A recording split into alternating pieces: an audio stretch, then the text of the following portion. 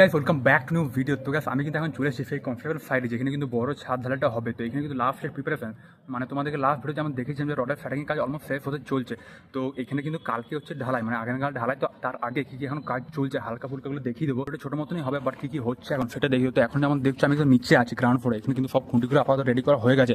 এরকম কিন্তু কাল সকালে একবার কিন্তু চেক করে নেওয়া হবে, মানে সবগুলো টাইট আছে কিনা একবার টুকে সব দেখে নেওয়া হবে। তো এখানে পুরো ছাদটা আছে উপরে, যেমন যত সবই ফার্স্ট স্টেজ সিঁড়িটা এটা কিন্তু ঢালাই হবে। তো এটা কিন্তু যেমন দেখছো পুরো রড বাইন্ডিং কিন্তু কমপ্লিট হয়ে গেছে, আর পুরো চ্যানেল দেওয়া হয়েছে। আর নিচে কিন্তু রড কিন্তু টোটাল বাইন্ডিং হয়ে গেছে পুরো আড়াআড়ি সব হবে। টোটাল কিন্তু 11টা ধাপ আছে, বাট উপরে চারতালটা নিয়ে টোটাল হচ্ছে 12টা, যেমন দেখতেই পাচ্ছ এখানটায়। এখানে শুরু হচ্ছে এইদিকে কিন্তু সেম, ওখানে 11টা ফ্রি আছে, বাট এই চারতালটা নিয়ে 12টা হচ্ছে। এখানে কিন্তু ফ্রি হচ্ছে 11টা। আমাদের পুরো চ্যানেলটা কেমন করে রেডি করা হয়েছে। ফাইনালি এখন ছাদ এলাম। আমার পিছনে যেমন দেখছো টোটাল 2200 স্কোয়ার ফুটের টোটাল রুফটা, যেটা কিন্তু ফ্যাটিং অলমোস্ট কমপ্লিট হয়ে গেছে। এখন কিন্তু লাস্ট স্টেজ চলছে, ফিনিশিং বলতে গেলে।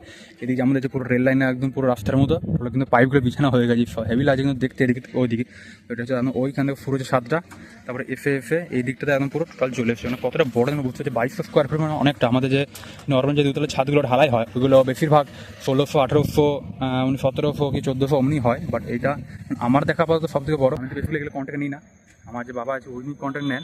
তো আমি কিন্তু জাস্ট সাইডে দেখতে আসি কেমন কি হচ্ছে কি না, কথা কী কাজ হয়েছে, কী কী লাগছে বা কেমন কিছু ওই সবই।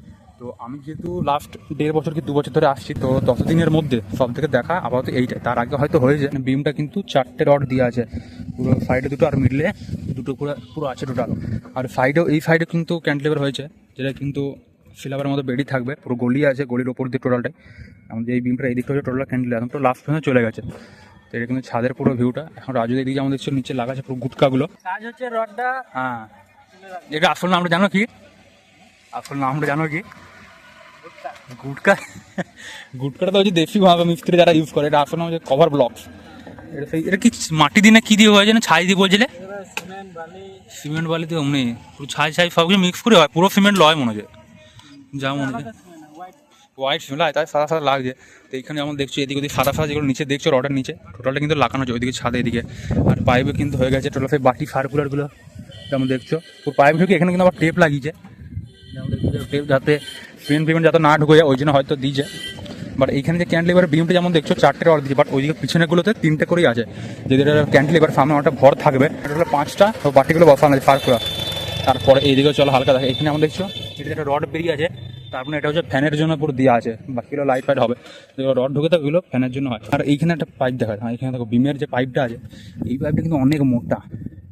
এইদিকে যে পাইপগুলো আছে এটা লাইট একটু ইয়েলো কালার, বাট এইটা একটু ডিপ হলুদ, কিন্তু মোটামোটা দেওয়া আছে অনেক, কেন কে জানে অনেক মোটামুটি আছে আমি দেখতে পাচ্ছি। তো এটা কিন্তু হচ্ছে টোটাল ছাদের ভিউটা কিন্তু অনেক বড়। এটা কিন্তু কালকে ঢালাই হবে, সকাল থেকে অলমোস্ট টাইম লাগবে, অনেকটাই টাইম লাগে। অন্য ছাদগুলো যেহেতু একবেলাতে হয়ে যায়, বাট এটা কিন্তু একদম সকাল থেকে শুরু করতে হবে, তবে কিন্তু গিয়ে 3টে কি 4টের মতো যতটার মধ্যে শেষ হবে। যেহেতু এই ছাদ যখন ঢালাই হবে মিস্ত্রি রেস্ট নেবে, একবার অতটা করতে পারবে না, তো ওই জন্য টাইম কিন্তু অনেকটাই লাগবে। আমি কিন্তু ছাদে একদম পুরো মিডিল বা কর্নারে দাঁড়িয়ে আছি, একদম এই সাইডে যাচ্ছে একটু, আবার এই সাইডে আছে, মানে দুদিকে ছাদে যাচ্ছে, মানে ডবল ছাদ। যেমন আগের ভিডিওগুলোতে বলেছিলাম কতটা বড় হচ্ছে। আমি কিন্তু একদম পুরো সোজাসুজি কোনার ফ্রি ঘর সোজাসুজি দাঁড়িয়েছি। এদিকে যেমন যাচ্ছে ছাদে এদিকে যাচ্ছে।